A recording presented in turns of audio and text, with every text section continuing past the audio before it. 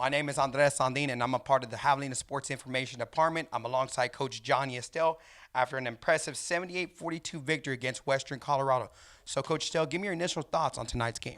Well, I thought our kids played really well. I thought they bounced back from a tough game yesterday.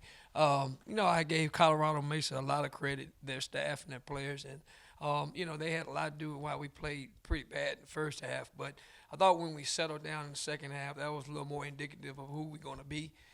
Tonight's rotation and the way we played was a little bit more reflective of what I think we can be as a team. So it was good to see that victory and see a lot of people contribute and get back to playing Javelina basketball.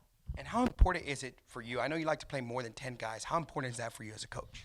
I think that these guys that come into the program, they work hard and they try to do everything in the right way. I want to give them opportunity. And they have to earn that. And it's hard playing 12, 13 guys, but at the end of the day, you never know which guy you're gonna need. And you've been a part of our program. You know that sometimes it's an unsung hero. Or today Ja came in and gave us a great boost.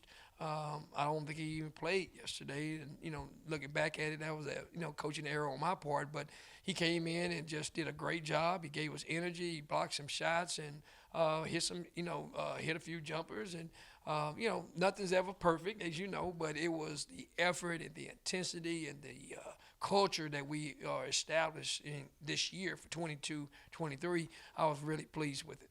I would agree. And as for your point guards, I know you're a point guard coach. You had guys like C.J. Smith who set the tone. He was attacking downhill as well as Crane Avery. Is that what you expect to see from guys that have been in the program for a couple of years? Yeah, I mean they have to demonstrate what we're about on both sides of the ball. They have to set the tone. There's a saying in basketball: you're not going to win championships without a good point guard, and you better have several. We have several good point guards. I thought Alan Singleton came in and played. He gave us really good minutes, just like Ja did at that position. Just energy and spark, and it's amazing what you can do with enthusiastic energy. So, but the shooting will get better. That's a negative right now.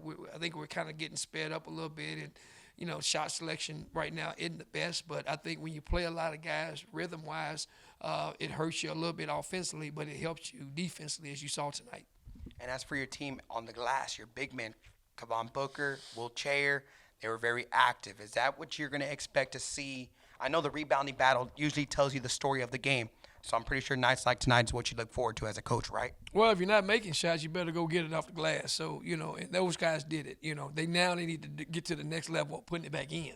And, I think those guys have a lot of ability that a lot of people haven't seen. They just got to go to the game and demonstrate that in the post, catching it, putbacks.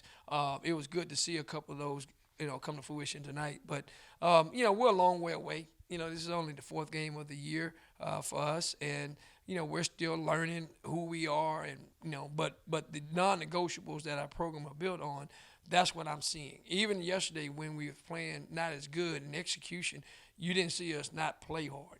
So that is always the first step for us. Are you gonna play hard, play together, which you see that, and now we just got to fine-tune some things over the Thanksgiving break. And as for next week, I know your guys are going to be on the road. You're going to be traveling to South Dakota. What are things that you could build on from this weekend heading into next weekend? Well, I think you know how we do it. I mean, we're going to celebrate this win today, but we'll go back and look at it and see what we need to critique our team on and try to get better, because these two teams we're playing up there are really, really good. It's a very good environment. I think they lead, the Northern State leads the Division II level in attendance, so they'll have a great crowd. This is always a really, really good Thanksgiving tournament, one of the better ones at our level. So we've got to play really, really good. We've got to go in there and play together, play defense, and, hopefully come out with two victories. And my final question for you, as we approach the Thanksgiving holiday, how thankful are you for the Javelina Nation and those administrators, staff members, and as well as your players?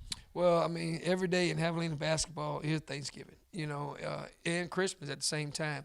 If I could combine those two holidays, because those two have such profound meaning to the way you should live your life. everything is not perfect. Nobody's perfect. But once you look around and see who God gives you, like, yourself and these young men that are coming in and they're busting their tail and wearing our colors, then you look at all our fans like Mama Hogg and Gene and Miss Collins, and just go on Fred News. You just go on, Coach Hughes, Ruben. I mean, you just go down the list, the administrative team, whether if it's Dr. Vela, Henry Burgos, Jacob, his team, Brad Walker. Everybody's got to do their part in order for a program to be a championship level program.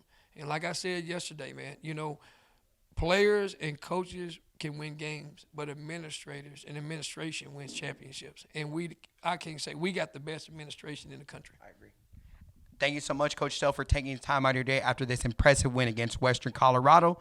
The Javelins will be back on the court next week in South Dakota. So, Coach Estelle, good luck to you and your team at South Dakota.